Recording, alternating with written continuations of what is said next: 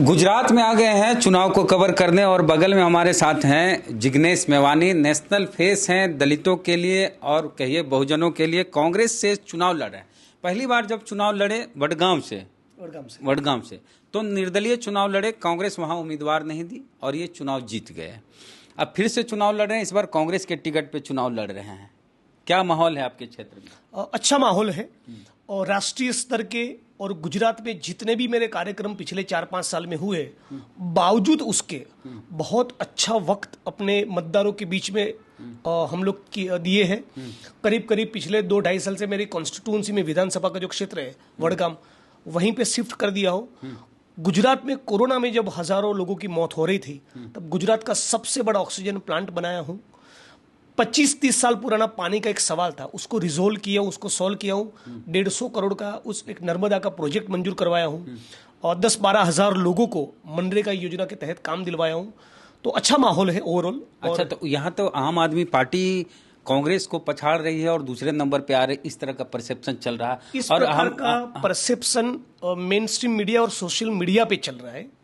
जमीन के ऊपर गांव-गांव में तहसील लेवल पर, बूथ लेवल पर कार्यकर्ता कांग्रेस के पास है। हम भी फील्ड में सोशल मीडिया में हवा घुमा रहे हैं। हमारा भी तो सोशल मीडिया, हम भी कई जगह गए तो लोग आम आदमी पार्टी को बोल रहे हैं कि हम वोट देना चाहेंगे। कुछ 2-4% ऐसा लोग हो सकता है, लेकिन बाय एंड लार्ज आज भी गुजरात में कांग्रेस का बेस बहुत बड़ा है।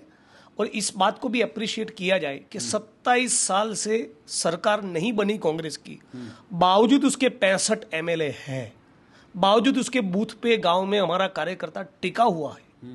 ये भी एक बहुत बड़ी बात है और जमकर फाइट करेंगे इस बार। आप लोग तो 77 सीटें कांग्रेस जीती थी, हाँ। 65 पे क्यों आ गए? कुछ लोग चले गए, जैसा कि आप जानते हैं, पैसे की लालच के कारण। ये जो एक नया एक प्रकार से आज़ादी का आंदोलन चल रहा है, उसमें शरीक नहीं होना चाहते। किसी को CBI की धमकी मिली, किसी को ED की धमकी मिली, किसी को इनकम टैक्स की धमकी मिली, किसी को पुराने केस वापस निकालने का धमकी मिला। जैसे कि मुझे आसाम की जेल में डाल दिया, केवल एक ट्वीट किया था और लेने आई आसाम की पुलिस। आसाम की पुलिस की गिरफ्तारी में थे, तब भी महिला की छेड़ती का, महिला के साथ बदतमीजी का दूसरा गलत मुकदमा दर्ज किया। आसाम से छूट कर आए तो दलितों को आवंटित की गई जमीन का पोजीशन दलितों को वापस मिले, उसके लिए एक रैली की थी, लेकिन उसका परमिशन नहीं था। इसको आधार बनाकर 3 महीने का कैद किया।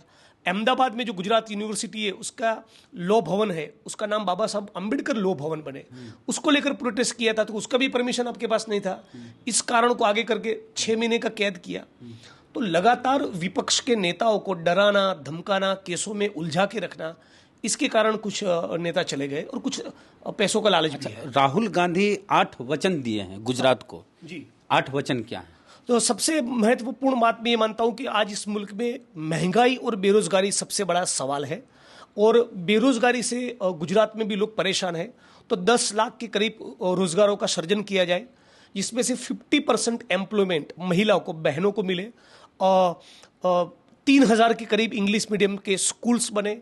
दलित, आदिवासी, OBC समुदाय के जो लैंडलेस लोग हैं, उनको घर का प्लॉट मिले, उनके लिए समान जो भूमि है उसको नीम किया जाए, उसको लीगलाइज किया जाए और जमीनों का आवंटन हो, इस प्रकार के प्रॉमिस है। और राजस्थान में जो पुरानी पेंशन योजना हम लोग लेकर आए, तो उस योजना को भी गुजरात में लागू किया जाए। 10 लाख तक यदि आपका मेडिकल बीमा है तो वो पूरा गवर्नमेंट गुजरात है, यदि हमारी सरकार बनी तो उसका पूरा खर्चा सरकार देखेगी।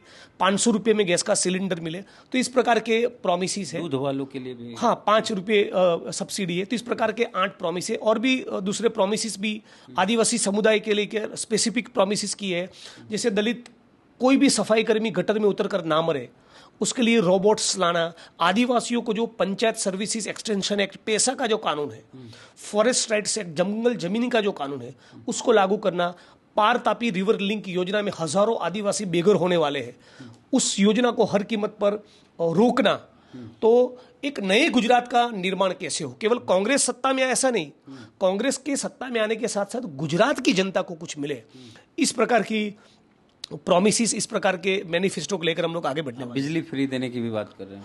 बिजली 300 यूनिट फ्री देंगे, इंग्लिश मीडियम की स्कूल्स बनेगी, तो अच्छे प्रॉमिसेस है। और प्रॉमिसेस उस प्रकार से हम लोग कर रहे हैं कि जैसे कि राजस्थान में जैसे कि पुरानी पेंशन योजना लागू की, तो गुजरात में कह रहे हैं। राजस्थान में अर्बन पॉकेट्स में जो शहरी इलाके हैं वहां पर भी मनरेगा जैसा योजना लागू कर दिया है। तो गुजरात में कह रहे कि वो करेंगे। राजस्थान में किसानों का कर्जा माफ किया है, तब गुजरात में कह रहे हैं। तो उस प्रकार की चीजें, वहाँ बिजली फ्री की है, वहां 300 यूनिट बिजली फ्री के ऊपर काम हो रहा है। और अशोक गहलोत जी उसके ऊपर भी काम कर रहे हैं कि करीब 1,10,000 जो कॉन्ट्रेक्चुअल और आउटसोर्सिंग के कर्मचारी है उसको स्टेप बाय स्टेप परमानेंट किया जाए, जिसमें से 30,000 को दीपावली के अवसर पर कर दिया है।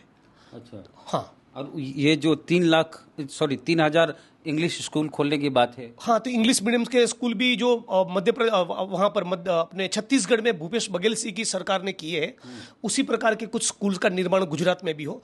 तो राजस्थान और छत्तीसगढ़, वहाँ की जो अच्छी चीज़ें, जो सफल चीज़ें जो लोगों में क्लिक हुई, उसकी कुछ चीज़ें लेकर हम लोग गुजरात में आएंगे। और वैसे भी गुजरात में हम लोगों ने ऑलरेडी, कांग्रेस पार्टी ने यहाँ पे सेप्ट है, इसरो है, PRL है, IIT है, IIM है, बहुत से कैंपसेस का निर्माण किया है। गुजरात में कांग्रेस विपक्ष में होने के बावजूद कांग्रेस की बनाई हुई मनरेगा योजना के तहत आज भी गुजरात में 20 लाख लोगों को रोजगार मिल रहा है। अच्छा, आपको लगता है कि भारतीय नोटों पर अगर गणेश और लक्ष्मी की तस्वीर छापी जाए, देखिए, जो केजरीवाल बोले हैं, तो इससे देश की अर्थव्यवस्था मजबूत होगी? केजरीवाल इसके लिए प्रधानमंत्री जी को लेटर भी लिख रहे हैं। देखिए, ये धर्म के नाम पे राजनीति करने के अलावा कुछ नहीं।